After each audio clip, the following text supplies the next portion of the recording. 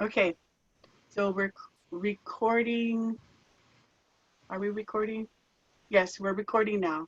Okay, so let's go with the governance, and those would be the documents. And you know, you should have documents already for your club, but if you want to take a look at the recommended documents that Rotary International has, so there's the club constitution and the club bylaws. Those are your governing documents that have all of the rules and regulations for the club.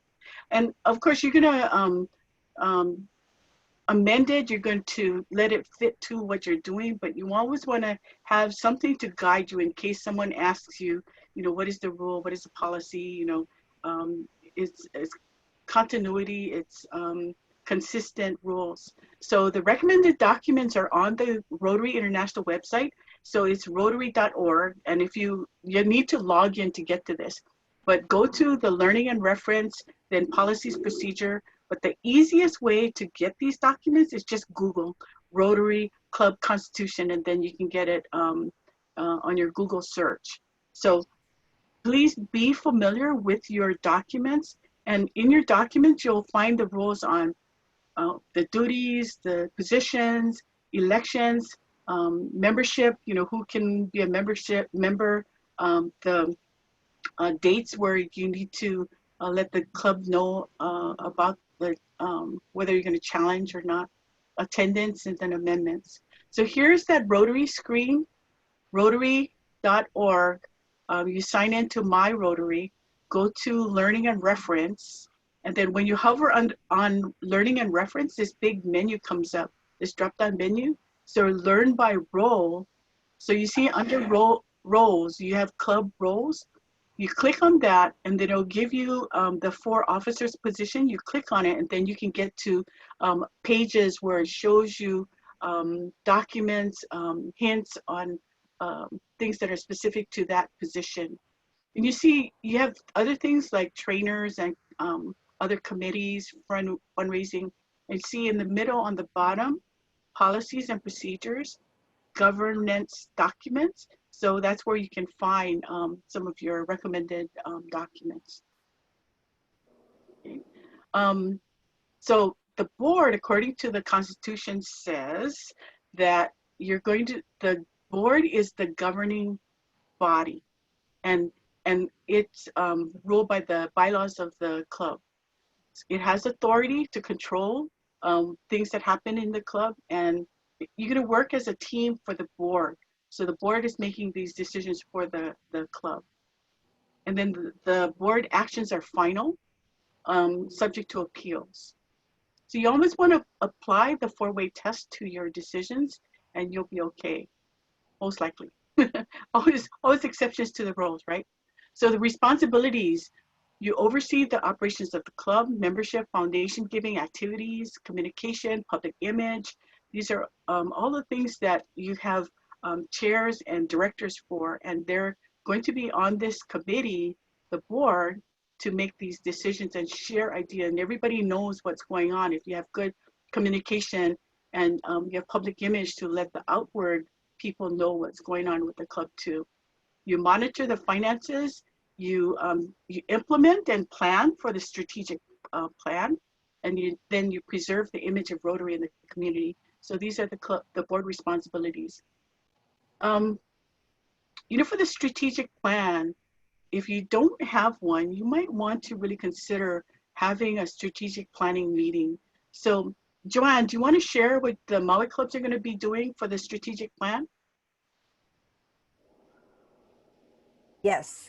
Past District Governor Brad Bunn and past Assistant Governor Wendy Hornak and I are putting together a virtual visioning session where we are going to offer probably maybe 2 hours, maybe less, where club members have an opportunity to fill out a Survey Monkey survey before they come into the visioning. We, just like we did with the district visioning, we will have those results on the screen, and then the clubs will have the opportunity to go into small breakouts and come up with things that they would like to see happen based on what they see has happened, so that they can actually get a strategic plan in place for the next year. And we've offered it, just started offering it. We have one club that's already booked. There's probably going to be more, and it's going to be fun. Well, we will invite anybody that wants to observe it after we've done our first one. But it's about a 2-hour progress, because visioning is really important, so that, you know, people tend to support that's what they help create. And that's what visioning is all about. They create what they want to do, and they end up with a plan that they can take it and run with it. Yeah. So just as we ask the community what are the needs, we ask the club members what are the needs of the club, and come up with a plan on addressing those needs. How do we grow? How do we take care of our members? How do we retain our members? So this is where the board will work on implementing and getting that strategic plan ready. Joanna, are you aiming that at boards or at entire clubs? Oh, entire club. The more, the merrier. We are hoping that we used to do visioning years ago, and kind of went away. But the more people that attend, and we're giving them an idea to have it during their club meeting time. That way, and it's all virtual. And between now and the end of June, that, you know, they could actually participate and make the decisions on what they want to do. It's all brainstorming, BCP, brainstorm, consolidate, prioritize, and come up with goals, what they want to do. The more the merrier, not just the board. Joanne, would you be a resource if that's something we'd like to do with our club? Absolutely. To see how it works. It's something we envision, but we don't really know how to pull it out yet. So, well, what we'll do is, through Naomi, after we do our first one, I will send Naomi the next one, and you are welcome to be an observer, so that you can go in on the Zoom and watch it transpire. that'd be great.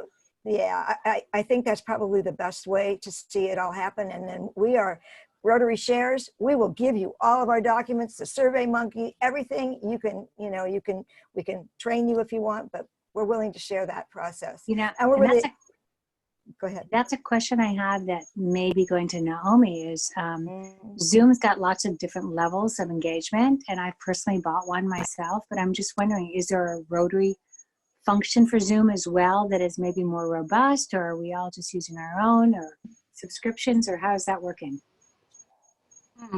Well, right now we have 3 Zoom accounts for the district, and so that's where we're having the meetings.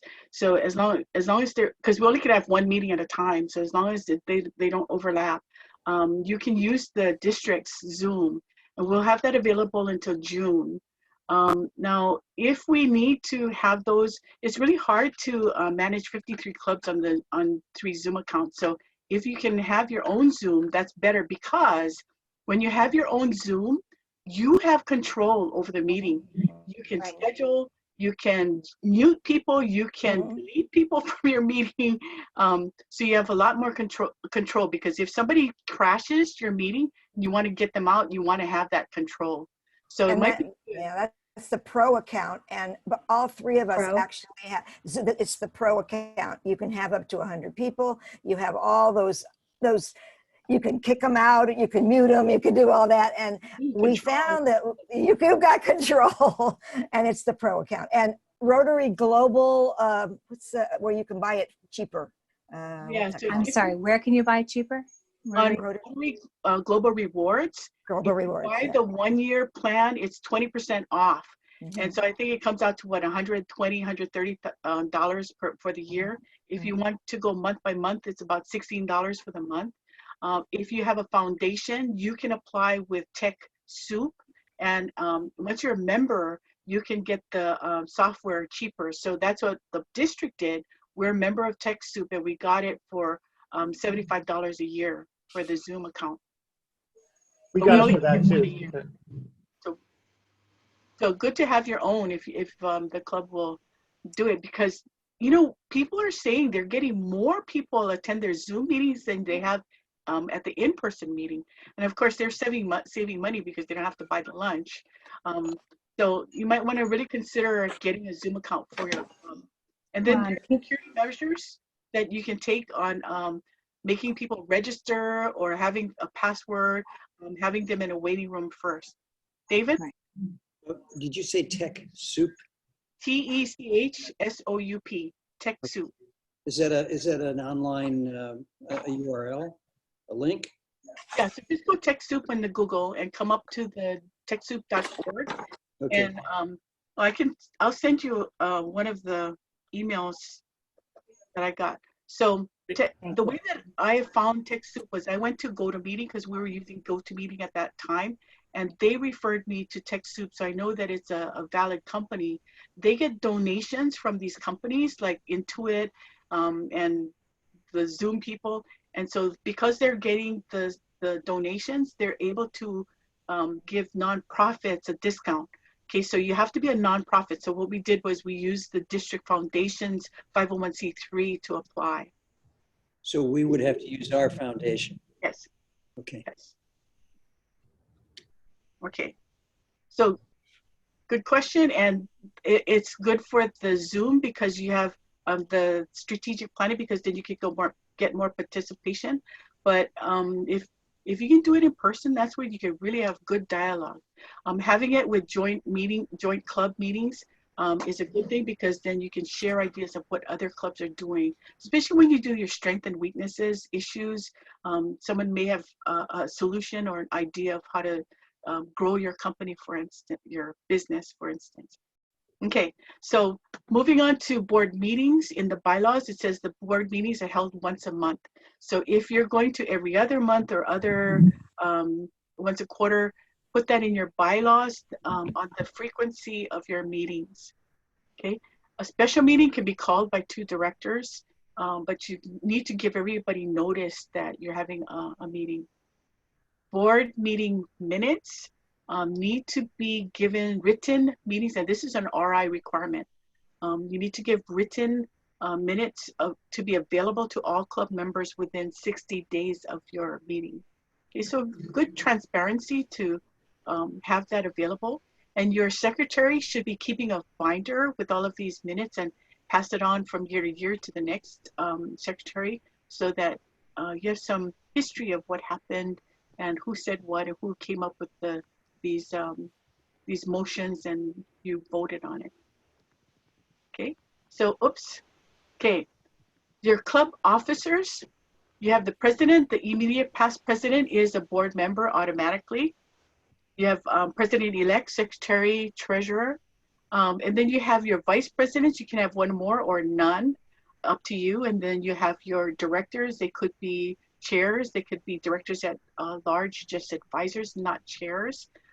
If you have a chair, they don't need to be a director. So what you want to do is make sure that whatever you have, whoever you have on the board, you can manage that with a quorum, because any vote, you need a quorum of the majority. So if you have a really big board, sometimes it's really hard to get a quorum because people are not able to make that meeting. And I will send all of you this PowerPoint, and I'll post it to the website as well, so you can refer to it later. So the Sergeant at Arms can be a board member or not, that's up to you, but the Sergeant at Arms is one that may be able to help you keep order. So if somebody's getting out of hand or something, the sergeant should, go over and say, hey, let's work together, or not have these side discussions. So your Sergeant at Arms is there to help you manage that meeting. Okay, so they need to be active in good standing, not an honorary. So you can have other people there, but they're not able to vote if they're not an active member. Okay, so the duties of the president, they preside over the club board meetings. They appoint the chairs, conduct assemblies. 3 assemblies a year would be good. And assemblies are where the club members are all invited to discuss issues. So there's a discussion about what's working, what's not working, suggestions, and this is like a retreat to step back and see how you're doing. The president will create a budget, manage the finance, and work with the auditor if you have one. If you don't have an auditor for the financial statements, the tax return, you can have an audit committee. You always want to have some check and balances so that not one person is handling the finances and you don't know what's going on. The check and balance would be maybe the president gets the bank statement and then gives it to the treasurer so the president can see how much money, what kind of checks are going through the bank statement. Okay, also develop an environment for youth protection, youth participation, work with the assistant governors. Right, assistant governors? The assistant governors are tasked to work with the president, to be a mentor for the president, to be the sounding board on things that are going on. Okay, duties of the other officers, you have the immediate past president. Hey, Naomi. Yes. Yeah, just on the previous slide, I would just make this comment. Presidents have access directly to the district governor. The assistant governor is not there to be in the way. The assistant governor is there to support the presidents, but the presidents have direct access to the district governor. Thank you.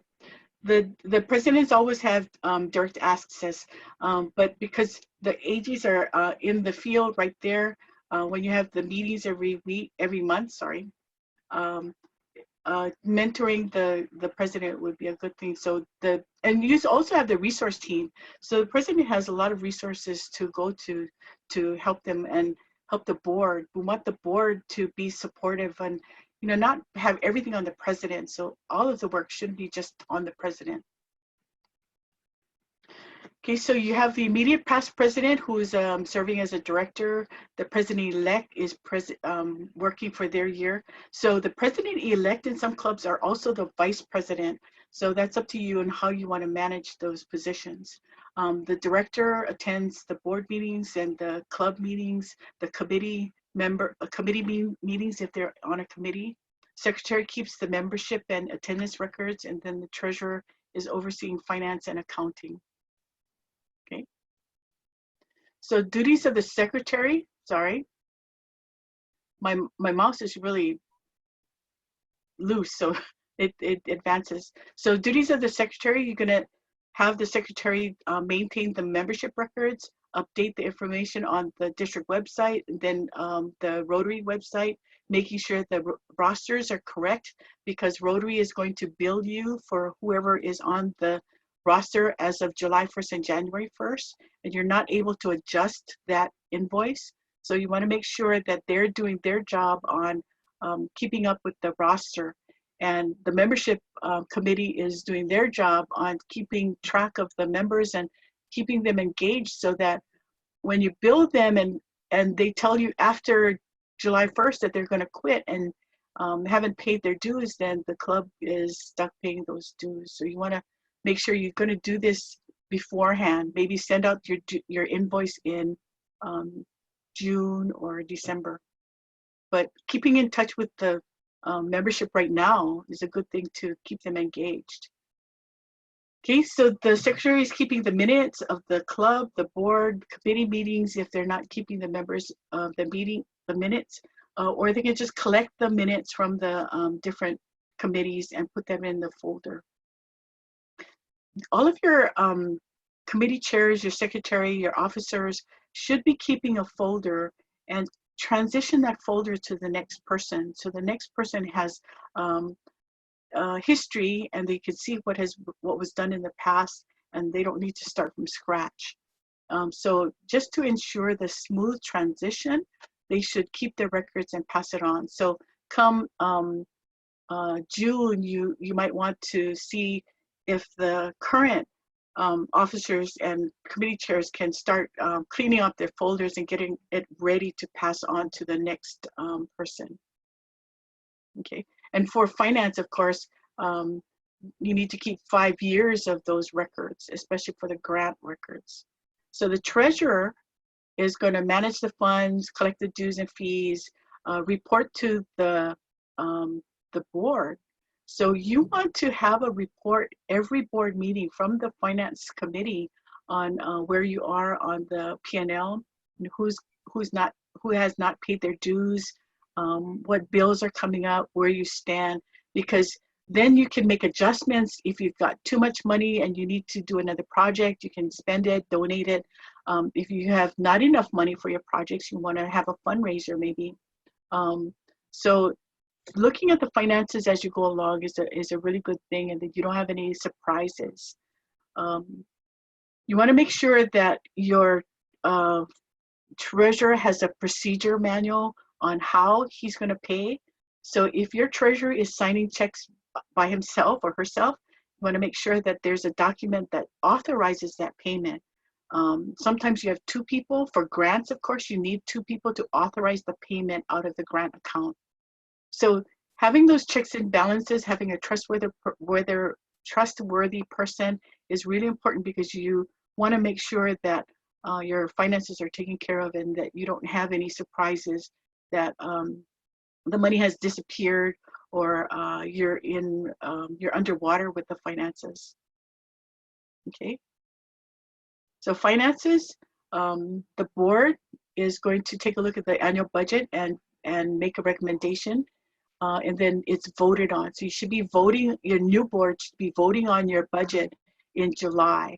And it would be good to get input from your committee chairs on how much they're going to be spending for the year, because then they have accountability and they know they can't go over budget. And then your calendar is planned on what events, projects, fundraisers you're going to have. The treasurer will deposit the money into the financial institutions. Then you have your bills paid. You want to make sure that the bills that they're paying were authorized before they pay it. And then you have a review of the financials.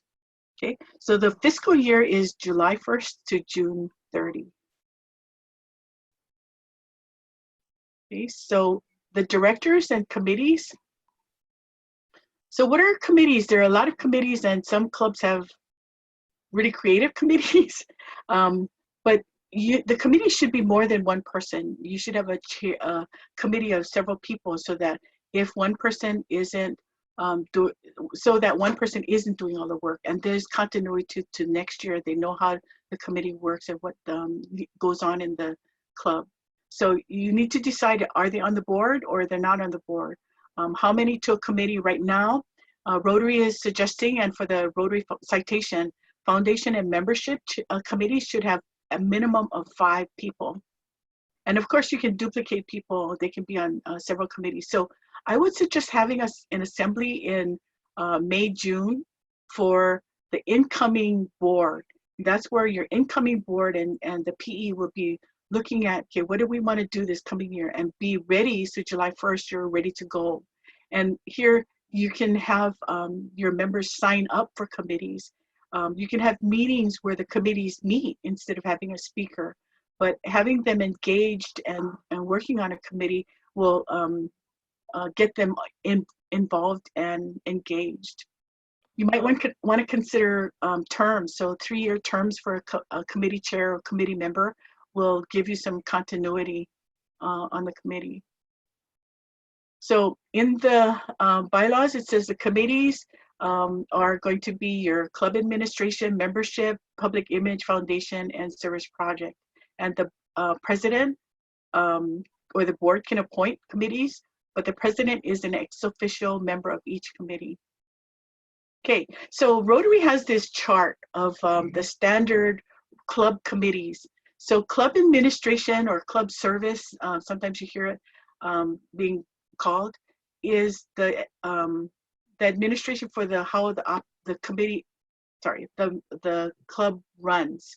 So you could have on that committee a program chair or program committee to get your speakers. You have the communications person, which could be your secretary or someone else. You could have a website person, a social media person. Those people could also be on the public image. But see how these all work together, that you're sharing ideas. So maybe a service project chair is doing a project and they're so consumed with getting that project off the ground that they didn't have time to think about how it's going to be publicized, or how you can get members from this, or how the foundation is involved. So if you have the sharing of ideas at your board meeting, someone can pick up. Your public image chair might jump in and say, hey, I can do the social media on this project. I can send out a press release. I can do other things. Your membership chair might want to reach out to partners and get some other volunteers to help on the service project. So if we can all work, the committees to work together, then you have transparency, but you have more people doing a really successful and maybe a bigger project. Okay, so club administration would be all of the club things, your meeting things, like your duties during a meeting, like who does the pledge. It could be someone else. It doesn't need to be the program chair or the club administration chair. You could have someone who likes to come early and set up the room. It's membership retention. You know, how do you engage and keep the members with socials or multi-club meetings or other things that is within that club meeting realm. Okay, then you have membership. In your membership committee, you might have a person that's focused on attracting members. How do we get new members? How do we bring in prospects? How do we do the orientation? How do we engage? Another person would do engagement or retention. How do we reach out to members who haven't come to meetings, who might be sick or might have other things that they want to celebrate? New member orientation might be another committee, and then diversity, looking at diversity of the club. So that would mean looking at your community on what's in your community. So maybe you have businesses in your community that are different classifications. So you have a lot of architects or construction people. Your club should kind of reflect your community, be representative of your community, and have those different classifications or different ethnic groups or different groups within your club. And so this is how you can grow your membership and create this diverse group. Okay, public image, media relations, advertising, marketing, websites. We have the chairs for the island, so they can help if they need to know who to contact at the TV stations or the radio stations. They have lists of who to contact. Okay, and then service projects. So you could have a chair for each one of these avenues: international service, community service, vocational. And each avenue of service committee could have several people, and you can overlap, and you can do joint projects. So for instance, a community service project at the school is also involving youth service. So it's a joint effort, okay? And then you have foundation. So foundation would be annual giving and beneficiaries. And so that committee would look at how do we get the word out there to the members on what the foundation does, the benefit to giving to the foundation, and also encourage giving. Okay, so those are the kind of club committee recommendation, and you can have variations of this, but usually you want to have the person who's in charge of these areas be on the board. Okay, so your club committee chairs, each one is responsible for having the meetings and responsible for the activities of that committee, and they report to the board. Then you have, okay, did I skip something? No. Okay, then your annual meeting to elect officers should be in December. Okay, so by December 31st, you have elected your new board, your new officers, and you're going to follow the instructions of your bylaws. Then the way that you elect people, I've heard many different variations of how people do it, but a suggestion is 1 month before your election. So October or November, 1 month before elections, you should get the word out that you're going to have elections in December, and solicit nominations for the different positions. And if you take nominations from the floor when you have the election, that's another way you can do that. But usually you want to get the slate ready and do the recommended board by the time you have your election. Okay, so sometimes if you do it by ballot, okay, you have all of your nominations from the floor, you list them out, and then whoever has the most votes, and you can do it by secret ballot or hands, usually by secret ballot if you're going to do it this way, the one who has the majority vote is the one who gets that position. Okay. I want to hear from all of you on how you're doing your elections. David? I think in our club it's called drafting. This is my kind of experience from talking to other people too, that it's rarely a contest. It's more trying to get people to volunteer for this, for a particular job. So that's been my experience. I don't even know if we have elections. I think we do, but I can't seem to remember that we've had them. But I mean, it's just a matter of, and having multiple committee members is a dream in our club. We have one committee member for each of the vocation, the list that you gave of the, you know, the service, vocational services and those things. That list, we have a head of that. And we try to select and invite people who have those particular qualities in those areas or some skills in those areas. Vocational, for example, would be somebody in business. But getting people to run for an office doesn't happen in our club. That's my experience. You know, I mean, before I agreed to run for, or to be president-elect, Monica had to say, if we don't get a president for next year, we're going to not have a club. So that was the experience. Just to be honest, putting it out there. But I'm sure other places, you know, we have relatively small number of people who come to meetings on a regular basis. So those are generally pretty active. My interest is to get people who haven't been in a long time invited back in so they start to reactivate, and getting people into these committees. I think that's a great idea. I think it'll get a lot more done. Yeah. Okay. Anybody else? How do you elect your boards and your officers? Sort of on the other, we're sort of on the other end of that spectrum, fortunately, in that we have a meeting of past presidents who get together in an evening session and kick around who they think will be a good president nominee, and who else might be on the board, and we select and then go out and recruit those folks that committee has actually authorized, and then take it to the general membership in December. That's how we do it.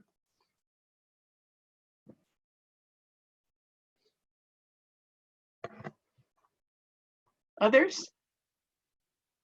I think we're kind of a mix. I know that our past presidents or the nominating committee did get together and they identified people in the club that would serve on, that they thought would be highly qualified to serve.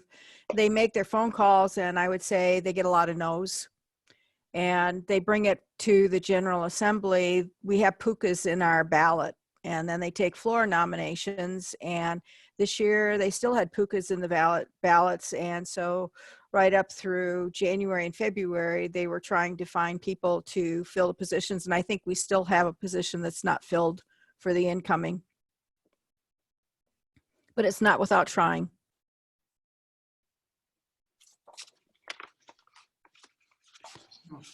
Any others? Yeah, I think we're very similar, that we typically, well, what we did this last year was, as president-elect, I was asked to identify who I wanted to be on the board. So after conversations with people, we brought forth those names. There was not a nominating committee. It was more asking who wanted to be involved. And fortunately, some people had 2 or 3 year positions on the board and felt obligated to continue. So they were on the ballot. And then we brought in, what we did is we actually shifted the positions, because my feeling was that some people weren't in the best fit for their kuleana. So we made some changes on that. But until recently, I did not understand that I was just electing a board of directors and then it was irrelevant which committee they're on. I thought I actually was having a director that was in a specific realm. So that was new to me through the process of understanding that. And so we've got people very specifically slotted. But now I know from my reading and whatnot that those can be massaged or changed as the year goes on if need be. Okay, thank you. Anybody else?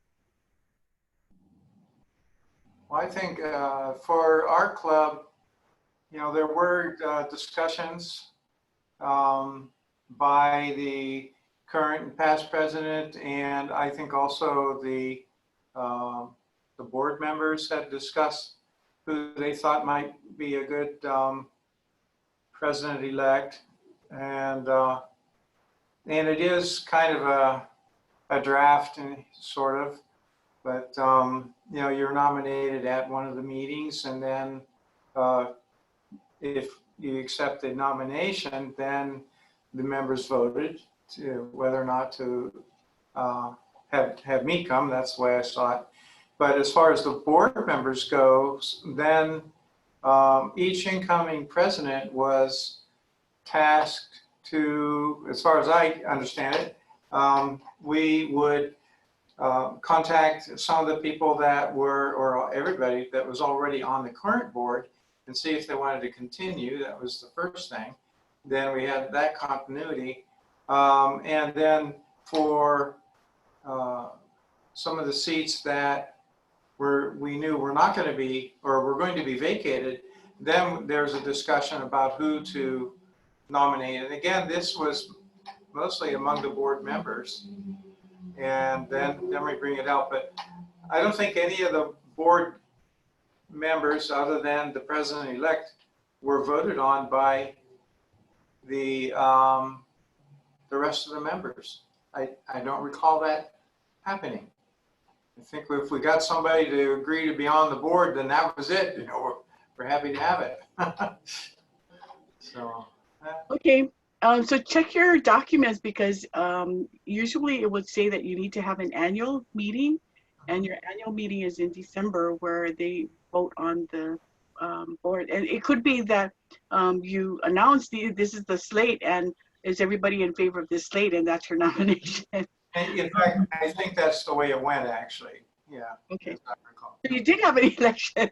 Yes, we did. You know, we had an annual I think meeting. we did too. Now that you bring that up, I think there was a slate, and the officers' names were all gone over, and yes or no, and that there were a few slots that were left over or that were vacant, and then, you know, we're charged to call and find somebody to fill them. Yeah. So you have it at your Christmas party, then everybody's feeling good, and then you Happy. Okay, so the qualification of a president needs to be a member of the club for at least 1 year, unless there's an exception to that. So there have been where you have exceptions because you need to have a president. And then the president-elect is going to, that person becomes, once they are elected, they are the president-elect, and they go to the president-elect training, and they go to all of the assemblies. And if they cannot go, they should have a representative. But if they don't have a representative or don't go, then technically they're not supposed to be president. But I know sometimes we make exceptions on that. Okay, so the club president is the term of 18 months, but not more than 2 years. So if they're elected, for instance, if they're elected in December 2020, then they become the president nominee. Then in July 2021, they become the president-elect. And then in 22, they become the president automatically. So you don't have to have an induction. They are automatically the president on July 1st. Okay, and then please note that if you don't have someone named, then the president is going to keep on being president the next year if the successor is not elected. Okay, so that was it. And I'm going to stop sharing so we can see each other and kind of talk story. But how do we make it so that the president's position is not that hard, that people want to be president? So for our club, we had a hard time. So the nominating committee was consisted of the past president and advisors, and we came up with a list of potential people, and we prioritized it. And from that meeting, and after we talked to everybody, we had people for the next 3 or 5 years. And that's what South Hilo Benson is encouraging people to go 3 deep or 5 deep on the Big Island, Lorraine. I know that you guys always try to go 3 deep at least. So that means you have the 3 presidents all lined up, and so that you have that continuity. You know who's going to take over, and that person is getting ready to take on that year. But if you're having a situation where no people don't know what the president's position is or what they do, or they're feeling it's too much work, what do you think that we can do?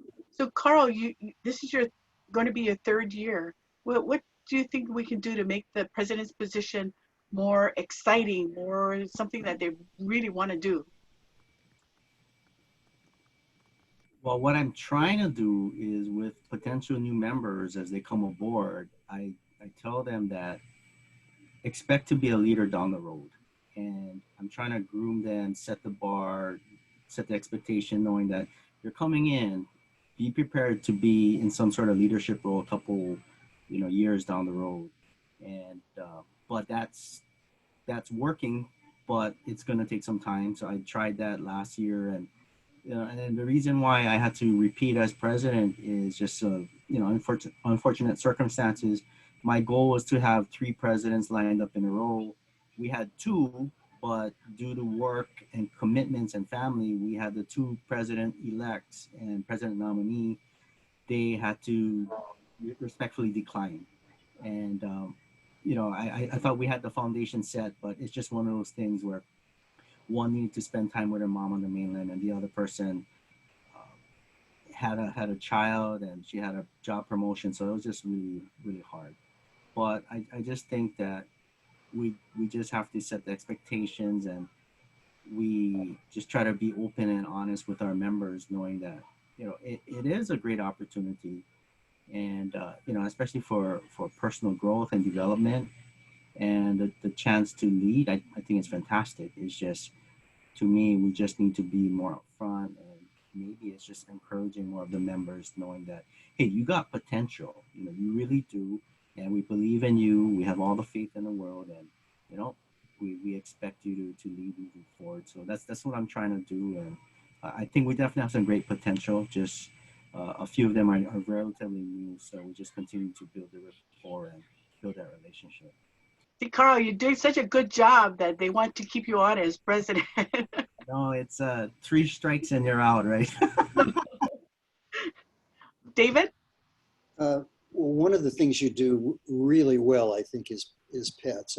I think that training was amazing and very well done, and very energizing and informative. So I felt that when I finished that training, and with the pre-tip pets to kind of warm it up, I was really well prepared. And then I came back, and we have the past president, the past president, and the past president are leaving Kauai for half the year.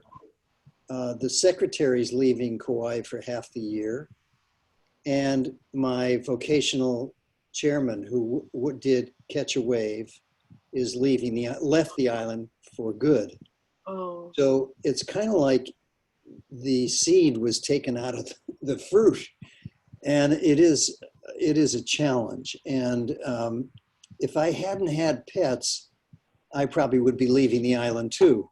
But that really has energized me to the place where and in addition to that, I have a phenomenal financial chairman. So finance chairman. So he's got a budget all lined up for us. We're all set to go with that. It's just a matter of filling the chairs that is really a challenge at this point, particularly secretary.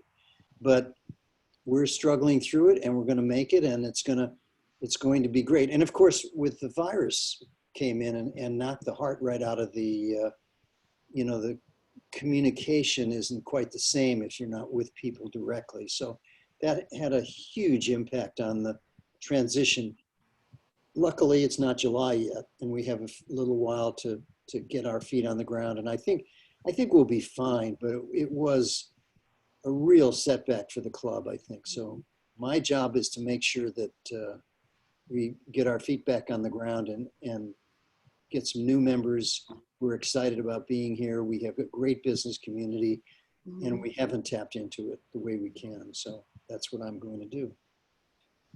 So David, you actually bring up a great point about pets. I was just thinking that for some people who love traveling, being a president, you have tremendous opportunities to travel throughout the world.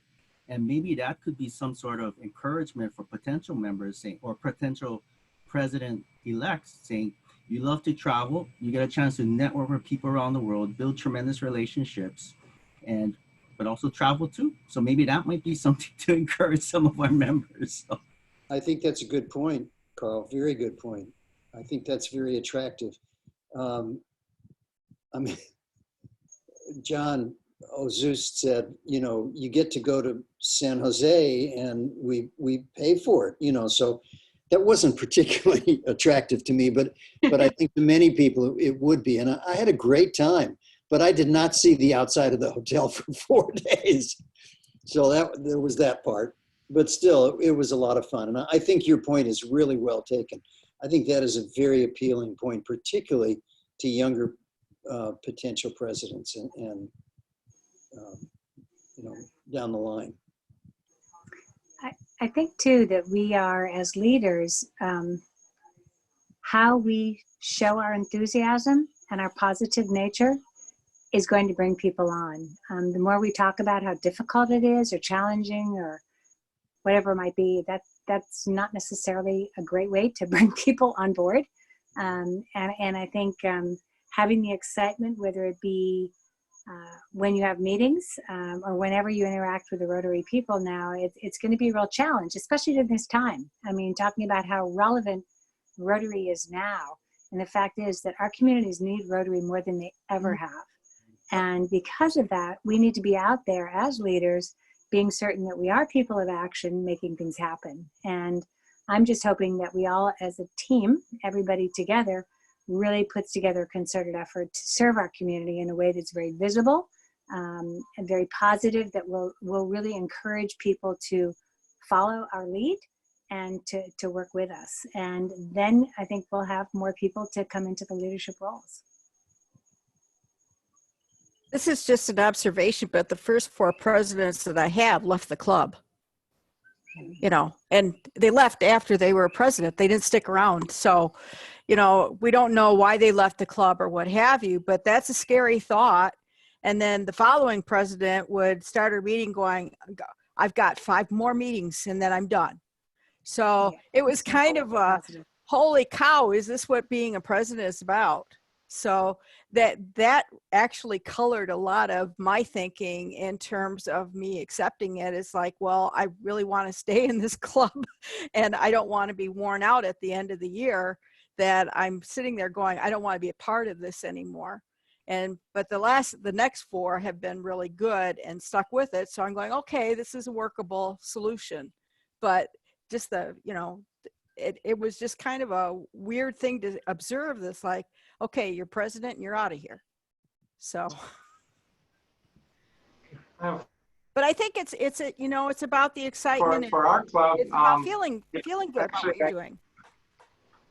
Thanks. I know personally 2 of the past presidents, and they seem to have a good time with it. And I know Scott, you know, fairly well, but the others, you know, we'd go dinners together and golf, and I didn't hear them complaining about being president, and I think they enjoyed it.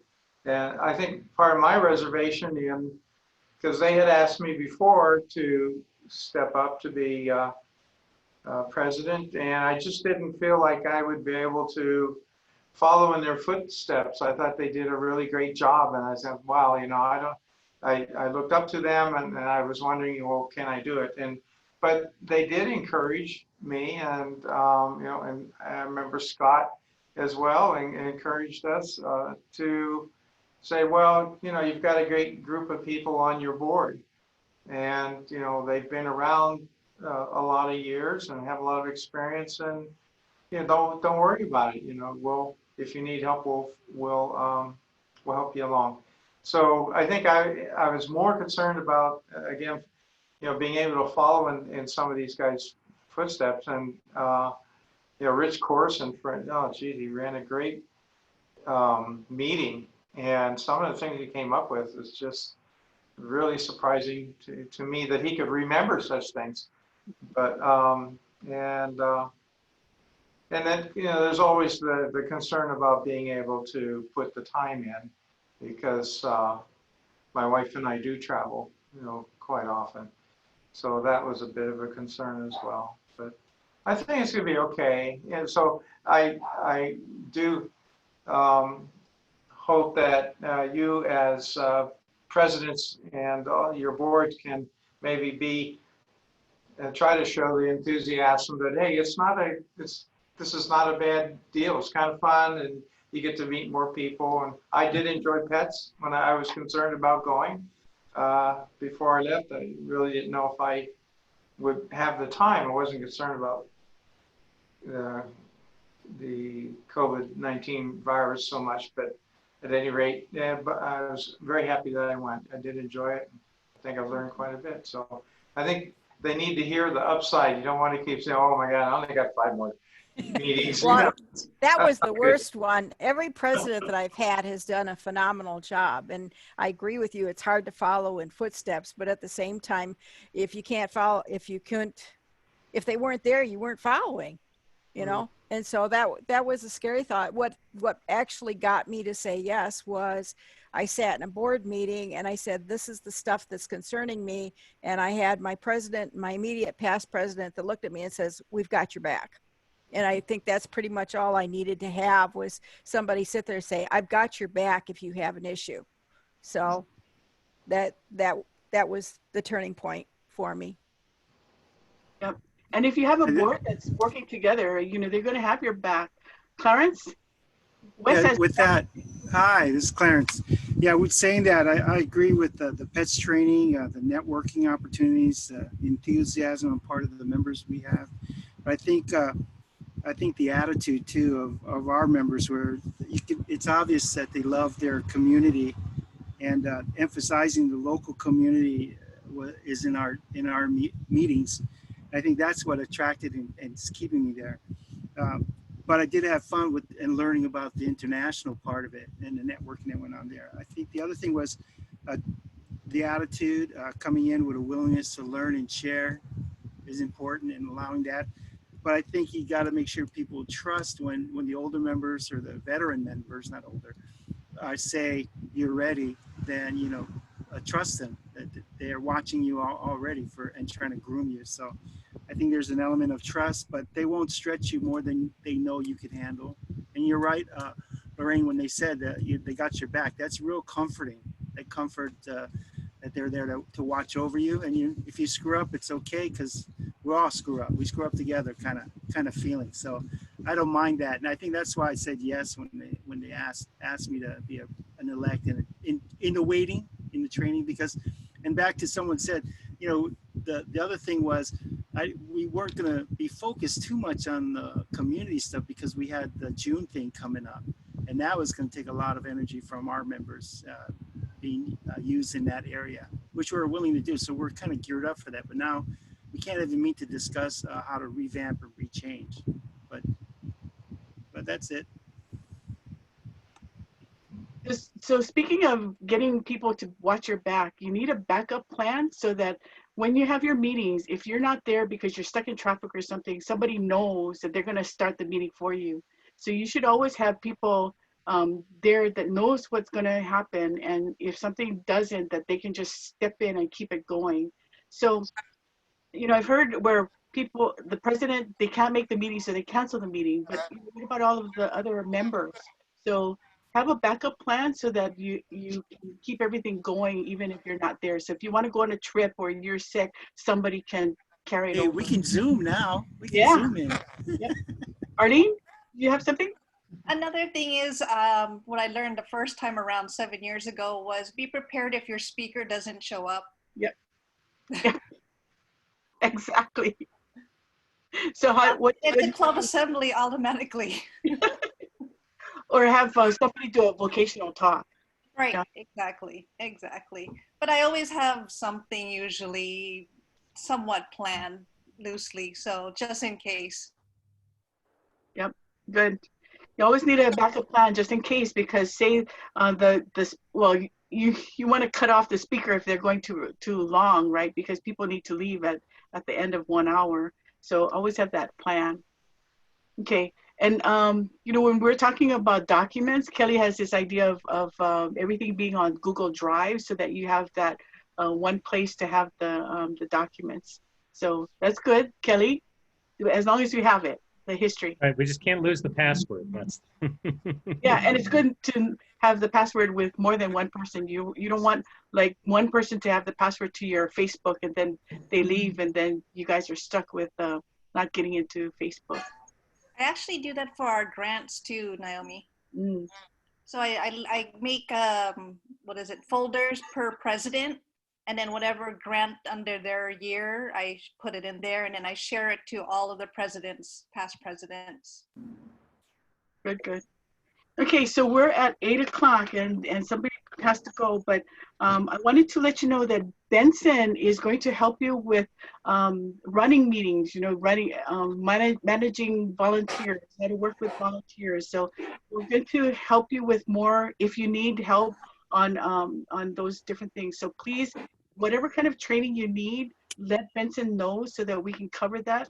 Even if we have just 5 people on the webinar, it's still good because those 5 people needed that information. But we want to make sure that we give you the support. You guys are the most important people in your club. We want to support you. Want to support you by giving the board members support so that they can help you. Okay, so please let us know. Also, we're going to have a newsletter. So we're going to feature several presidents on the newsletter. So start thinking about what you want to say. Say a little bit about yourself, what you like to do, whatever you want to talk about. We're going to feature 3 presidents every month in the newsletter. Okay? So I wish we could talk a little bit more because, you know, sharing these ideas is a really great thing. Doug? Go ahead, Doug.